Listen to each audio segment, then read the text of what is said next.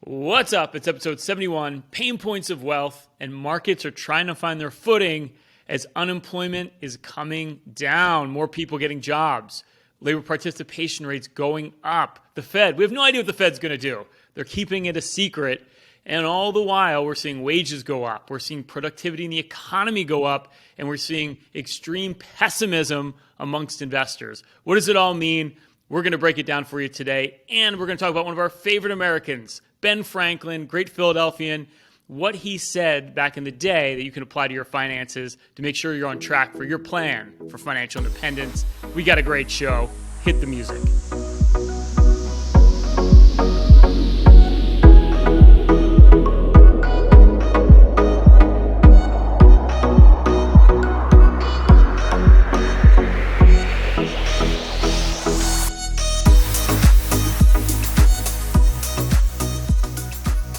Hey guys, I'll tell you what's up. Inflation's up because prices of goods are going up, right? We got more supply than we have demand.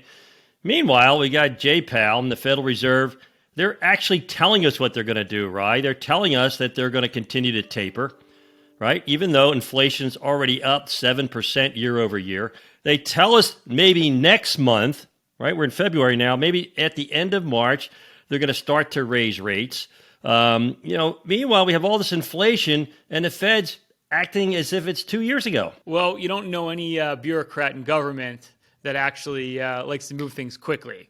It's been all due respect, anyone who works in the government. But we don't even really know what they're going to do, right? We don't know how many times they're going to hike rates this year. We got every bank in the country saying that they're going to raise interest rates. I heard one bank say 7 times. It's like they're just falling over themselves to find like a more dire situation. So I think the bottom line of what you're saying here, Bob, is, the Fed's probably not going to be as tough on inflation as they probably should be. Hey, Chris, I often hear you say when it comes to the markets, history doesn't always repeat, but it often rhymes. Now, I lived through a hyperinflationary period, and we know what the Federal Reserve has to do. We know what they have in their toolbox to curb inflation, and that was when Paul Volcker was our Federal Reserve chairman back in the 70s and 80s, and he put the country into a recession. I don't know. I'm not sure that Jay Powell has the spine to actually put the country into a recession. And if he does, he seems to be taking his time. Well, Dad, you know what? That may not be true. I was actually talking to a client of mine yesterday, and she says that she remembers what it was like back in the 70s and the 80s when she bought her first house. She had an 18% mortgage. So she's pretty concerned that the Fed might have the spine to put us back into a recession. I think a lot of our clients feel that way. Well, I agree with Bob here. Really, Paul Volcker, anyway, he seemed like a cool dude. He had that big cigar. He just looked like a tough guy. He looks much tougher than Jay Powell. But I digress. But I think that, the one thing here, you talk about the 70s, and Dad, you can talk about this or attest to this, is you had what you call that wage price spiral, right? Where wages were going up, but prices for goods and services were going up, so you weren't really getting ahead. The one interesting thing about the report last Friday, as we're recording this, is productivity gains were through the roof. Meaning, yes, wages are going up, labor costs are going up, but companies are becoming more efficient than ever to offset the fact that we have to pay more for the people we have working for us. Now, you're right, Rye. We do have much better productivity today than we did back then. But, one of my favorite Bobisms is the cure for higher prices is actually higher prices. Now, right now, the consumer doesn't seem to care about price, right? You're paying $3.50 a gallon at the gas pump, depending what state you live in. It's not hurting demand. Actually, as a percentage of income, it's not really as bad as it's been in the past. So we still see that demand. But, if prices keep spiraling higher, people are going to stop spending, right? If it gets too costly, they're going to tell you. They're going to let the retailers know, hey, no mas. So right now, I think what you're going to see happen is you have inflation, especially price increases. Higher prices will take care of themselves. Inflation will take care of itself. And because we have productivity, this economy will continue to rock because companies are being very innovative. I totally agree with that, Dad. This weekend I was away with some of Luisa's, my fiance's family, and they're all in the contracting business. And one of the brothers was saying that he was doing a project for a client of his. He gave them some outrageous quote, and they didn't even balk. They didn't care. They were willing to pay the price, no matter how much it cost. Chris, that sounds like every contractor I've ever had. Well, that's also the point right now, too, is, look, wages are going up. They went up over 6.5% year over year. It's a big bump in wages. And if you look at middle class specifically in the U.S., who drive a lot of the buying, because people that are extremely wealthy, just because they have more money in their pocket doesn't mean they're going to spend more, but the middle class does. They still have $1 trillion saved from the pandemic. So their wages are going up. We got COVID cases dropping like a rock. If you look at any survey out there, people are saying, hey, I'm going to spend as much money or more than I did in 2019 over the summer. So you're going to have an exuberant consumer as weather gets warmer. People are getting out, and that's just going to drive growth, because we know in the U.S. what drives growth, it's Americans love to spend money, and they're going to spend a lot of it. And that is a very, very positive, or we like to say bullish sign for the economy and the stock market. Well, speaking of the stock market, speaking of investing, guys, this is why it all comes down to common sense. Instead of listening to the talking heads and trying to interpret the data to figure out what to do, you pay attention to what's going on and you invest accordingly, right? How many times have we warned our listeners to stay away from bond funds? Some of you guys have looked at the leveraged bond funds, those closed-end municipal bond funds. Year to date are already down 10%. I mean, exactly what we predicted. Well, you know what, Bob? Our crystal ball's been working. What can I tell you? Until it doesn't. Hey, Rye, just look what's happening with interest rates, right, Chris? Inflation goes up. You anticipate interest rates going up. Interest rates go up, right? The one end of the seesaw goes up. The other end goes down. What goes down? Long duration assets, like these bond funds. And also, you look at these non-productive, non-revenue technology companies. I mean, they're dropping like a rock. I mean, the average stock and the NASDAQ's already down 50% this year. Well, here's the irony, too, and I think this is an interesting point, because you go back to the tech bubble. I mean, the big tech bubble in the late 90s is we had all these predictions about the internet, how the internet was going to affect our life and how it was going to change our life, and it did. And I see the same thing right now, right? We're seeing these productivity gains, like we have a shortage of drivers in the country, truck drivers. I can see a day where we have autonomous trucks driving on the road without any sort of truck driver, because we don't have enough truck drivers to fill the jobs. So all that autonomous driving and all these technologies will come to fruition, but all these stocks probably won't do anything because they're already overvalued, and the market's already pricing in all this great innovation that we're going to see over the next decade. Well, as I always say, guys, fall in love with a company that's productive, fall in love with valuations when they're cheap. Don't fall in love with the story. I mean, you go back to the tech bubble. All these stories were fantastic. And guess what? They all came true. But the prices that some investors were paying for 1999 and 2000, they didn't break even until 2014 or 2015. And you take a company like Cisco, for example, you still haven't broken even. So you have to, price really matters, right? It does matter, you know, what you pay. Price is what you pay for the stock. The value is what you get. You got to make sure you're getting good value. And you're already seeing that. And you're going to see more of this. Like Tesla blew out their earnings and the stock dropped like a rock. And everyone's like, I don't understand. Their earnings were so good because the market already priced it in. The market's forward looking. And that's something that gets forgotten. And we talk about that ad nauseum on this show. But all the things we know about what's going to happen in the future, well, the market knows that too. And it's already figuring that out. You know, whatever is known is not worth knowing. It's already priced into the stocks. You know, Ryan, on your point about technology, actually, a buddy of mine sent me a whole list of companies he wanted me to research, and he wanted to be long in all these individual technology names, but he wanted to short the ARK fund. And the research I came up with after looking at all these holdings is that they're all held in the ARK fund. So in other words, he wanted to be long in all these big tech companies, but he wanted to short the fund that they're all held in. So what does that tell you? Well, then it'll be neutral. I like that. It'll be neutral. If you buy and sell the same stocks, it'll be neutral. So it's like being in cash, but with more excitement. And so far, that's the tale of 2022. You don't want to keep buying the stocks of the last 10 years. You don't need the portfolio of the last 10 years. As a matter of fact, the portfolio of the last 10 years is going to lose you money for the next 10 years. In my opinion, you've got to be in the portfolio for the next 10 years. And so far, that's being led by energy, commodities, and keeping your risk low.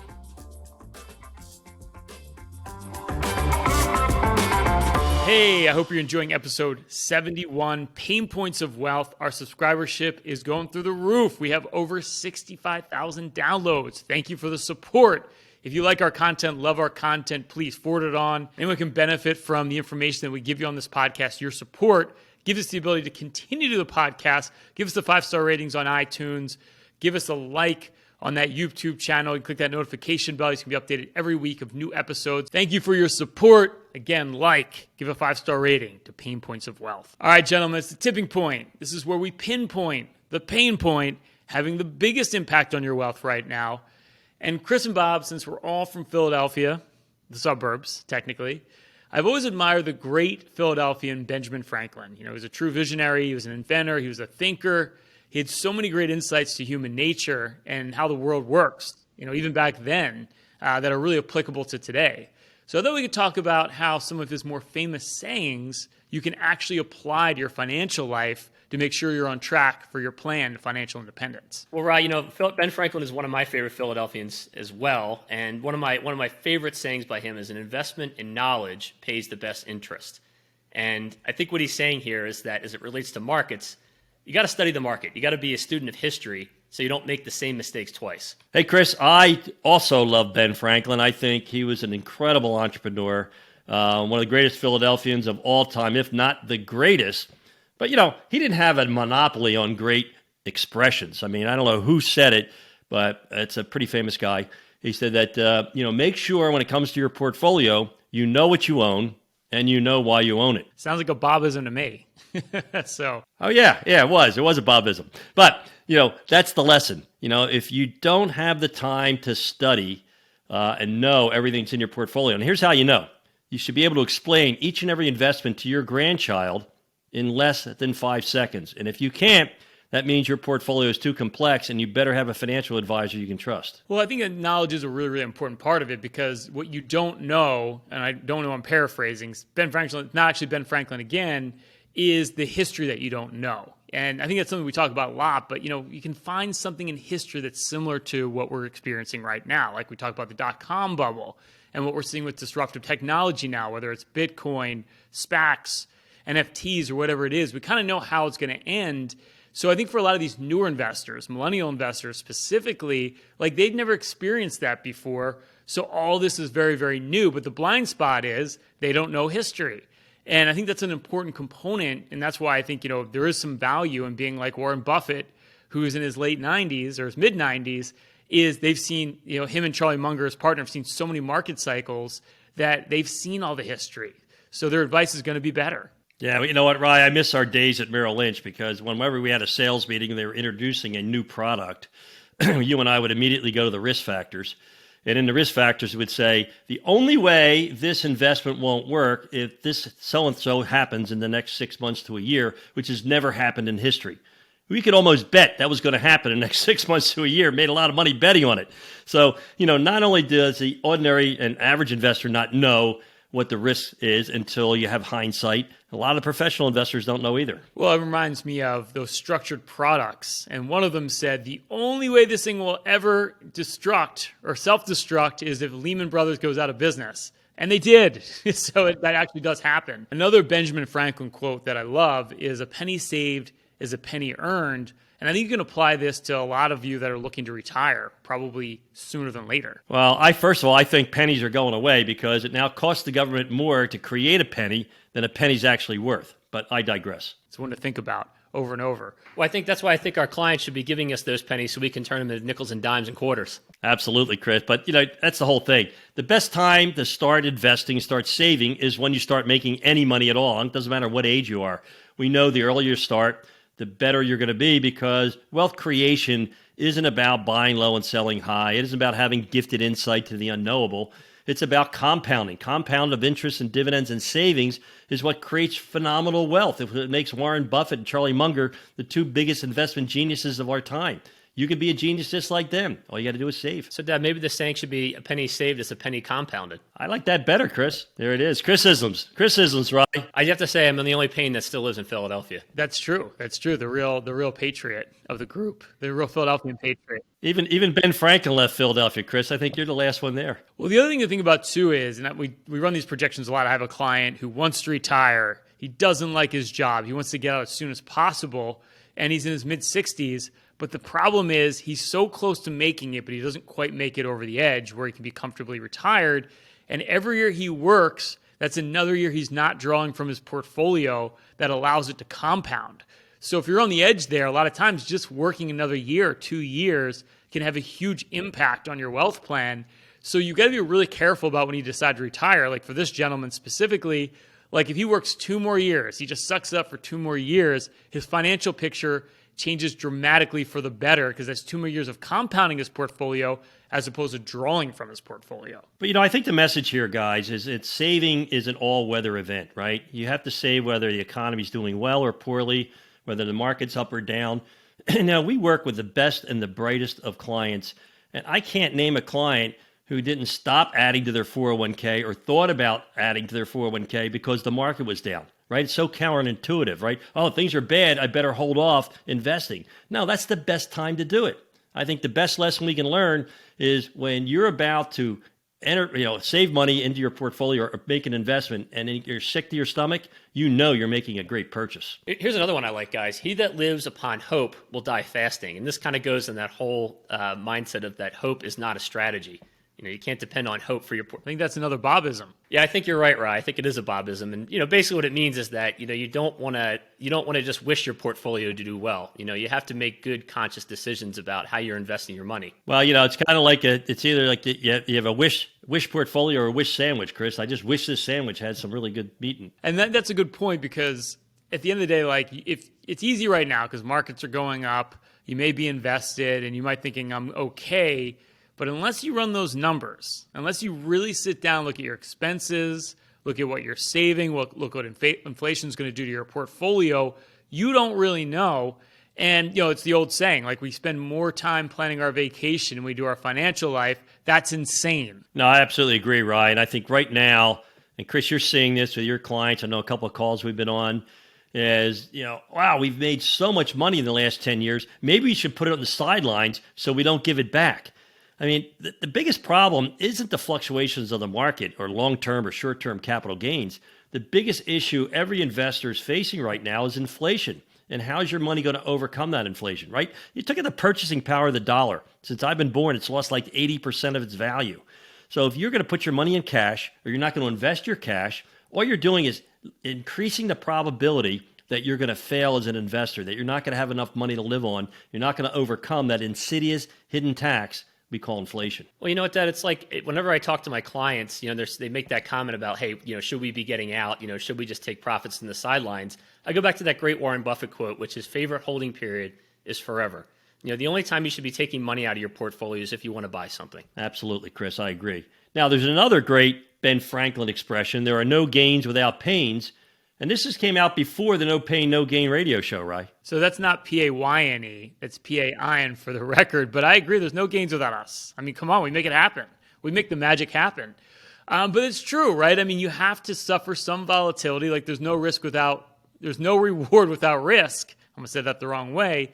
And you can sit in cash, you can earn nothing, and your money's not going to fluctuate, but you're losing its purchasing power. But you put your money in a diversified portfolio that is going to fluctuate, which is pain, but you get rewarded in the long term for suffering that volatility. There's no free lunch. Hey, look, you didn't have any volatility, there'd be no opportunity, right? If stocks only went up, right, there'd be no risk. And without risk, there's no opportunity. You get rewarded for investing in the stock market because at any moment and any time, you could lose 50% of its value. And that's painful. If you don't know what pain is, look at your portfolio right now and cut it in half. That happened in 2008, happened in 2000, right? It's going to happen again, right? If you can't you can't handle the pain, you're not going to have the gain. Well, here's another one I like, guys, that Ben Franklin said, but also the great John Wooden of UCLA said, by failing to prepare, you are preparing to fail. So really what that comes down to is that if you're not doing some kind of financial planning, you don't have something written down about what your goals are, chances are you're not going to be successful. People certainly don't plan to fail, but they do fail to plan. And it's pretty interesting because when you have children, everybody puts money away for college, whether it's in a trust account or a 529 plan, because it's a goal that's right in front of you, right? 18 years from now, when that child's born, you're going to have to pay tuition. Last I checked, these universities have no humor when it comes to not paying the tuition. Your kid can't get into the dorm, without that check clearing. But when it comes to the bigger issues in life, right? Your retirement, the income you need, planning for Social Security, planning, for your estate. This is something most people put on the back burner. And it's just really that's something where I think there's a lot more procrastination there and fear of finding out that you might not be able to do it that causes this to happen, guys. Yeah, no, it creates a paralysis when you don't know and an inertia, whereas there's nothing more therapeutic than sitting down and figuring out your financial situation It's literally what we do, financial therapy. It makes a lot of sense. To kind of close this up, guys, one of my favorite quotes from Ben Franklin is, wealth is not his that has it, but his that enjoys it. And I also say, Chris, no one enjoys their wealth more than Bob. Man, he lives in the best locations. He goes to the best places for dinner. He's got the best views. No one enjoys himself more than Bob. Right, you know who else enjoys Bob's wealth? His grandson and heir, Liam. That's true. We've been passed over. Let this be a lesson learned, guys. If you want to have your grandchildren visit you, live in nice places, okay? That's what it comes down to. But, all seriousness, when it comes to wealth, I think this is something I'm hearing from a lot of successful entrepreneurs, a lot of successful people in business, is they're afraid to retire because they don't know what they'll do with their time. And they don't know if they can handle not having that paycheck or that income coming into their checking account every week or two. It's a big fear. And as the older you get, the more fearful you become about your future. And I can see it. And it's something that I think, planning helps to overcome those issues. That's so true, Dad. As a matter of fact, I was talking to two clients of mine yesterday, and they just retired this past year. And they were telling me they wanted to know how they were going to get money into their accounts because their accounts were getting a little low. They were afraid to take money out of their investment portfolio. And I went and I showed them just the income that gets generated from their account. And it was about $360,000 a year. And I asked them, I said, do you think you could live off that? And they smiled, they shook their heads, and they said, absolutely. Well, just to sum things up here, guys, and I think our good friend Ben Franklin would agree here, is it's pertinent that you get on top of your financial life. It's better to know than not to know, because once you know and have an idea of what income you're going to need, what inflation looks like, what kind of income you can generate, that's going to get you on that path to financial independence. That takes away a lot of stress and gets you to the life that you want to live. Hey, hope you're enjoying episode 71, Payne Points of Wealth. Bob, Chris, and I now have a collective 75 years helping individuals just like you with your planning and investing. This is literally what we do every single day. Everything you hear on this podcast, along with some due diligence of your own, can help you get ahead financially, literally at any stage of your journey. But if you want a more hands-on approach and you've saved over $750,000 for your financial independence plan, you can qualify for our free full analysis or total financial master plan where we'll review everything for you. We do 10 a week. All you need to do is go to www.paynecm.com/financial plan to see if you qualify. We'll go through all your investments. We'll build you your own financial portal. We'll do a deep dive into everything financially speaking, the fees you're paying, tax optimization, a full savings and income plan to make sure you're on track for financial independence. There's no other firm that will do all this work up front. But if you have over $750,000 saved for retirement, you want that free review, simply go to www.paynecm.com/financial plan to see if you qualify for a free financial review. All right, it's the hidden facts of finance, random financial facts that may surprise you or even shock you. All right, Bob, Taylor Swift has 8 different albums charting on the Billboard 200 album chart, a huge amount for any artist. However, Prince holds the all-time record for charting the most albums simultaneously with 19 albums at once. That's an incredible number. It is an incredible number, but what's even more incredible, Chris, is that Ryan has each and every one of these albums, and I think he plays them at least once or twice a day. But hey, I just got to shout out to Taylor Swift. What an incredible success! I happen to know the family. I've seen her grow up since she was a little girl. That success is all her. She's amazingly ambitious. She's an entrepreneur, deserves all the success that she has. All well and good, Bob, but Chris says he prefers Prince to Taylor. What can I tell you? Chris, global oil demand has fully recovered, nearing 100 million barrels per day, and that is in light of commercial airline demand is still only 60% of what it was in 2019, which says to me, prices can keep rising. Well, as you guys know, I'm always on vacation. I'm always at the airport. And I have to tell you, I was flying last week, and the amount of people at the airport, the amount of people on the plane, I have a feeling that demand is just going to keep ramping up. I think by the summertime, it's going to be absolutely crazy. Hey, Chris, I got great news. I was out with your cousin Joey the other night, and he called your brother out saying, wait a minute, Chris isn't the one that travels all the time. It's Ryan, because every time I try to reach him, he's in some foreign country. He's on a plane. He's never, ever at the office. I don't know what you guys are talking about. I just sit at my desk and work while the two of you do whatever you want. It's a messed up situation. Bob, the probability of success when day trading is only slightly better to that when flipping a coin. There's historically been about a 46% chance of making money when holding stocks for one day versus 50-50 from flipping a coin. Day traders beware. Well, I'll tell you what, you know who should beware are you, the investor, if you invest, because you turn on any of these talking head programs that are about investing. And what are the shows about? What I bought yesterday and sold today, and what I had that last week. I don't have it anymore. I mean, it's all about trading. Trading doesn't create wealth. Trading creates commissions. It creates taxes. It actually is the antithesis of creating wealth. It's the worst thing you possibly do. Never met a day trader who didn't do as well as my friends who go to the casino who claim they always do well. That's right. They always tell you about your winners, not your losers. Think about that. Chris, a group led by a Russian cybersecurity executive stole early looks at unannounced earnings, making over $82 million trading ahead of unreleased data from over 165 companies. The hackers targeted two firms that thousands of public companies use to make electronic filings with the U.S. Securities and Exchange Commission. Well, boys, it just goes to show you crime doesn't pay. Just because you're in Russia doesn't mean you can't go to jail for insider trading. That executive was extradited to the United States to face trial here. Insider trading is as old as the hills, guys. And think about one of our favorite movies, Wall Street, from the 80s. It was all about getting inside information to trade on it. And just like this situation, it didn't end well for Bud Fox and Gordon Gekko. All right, guys, another great show. Hope you love our content, like it. If you really like it, give us that 5-star rating. Leave us a comment. Let us know what you think. Send it off to a friend or a person who can benefit from our information. Give us a like on YouTube. Click that notification bell. Thank you for the support. As always, stay loose and keep an open mind.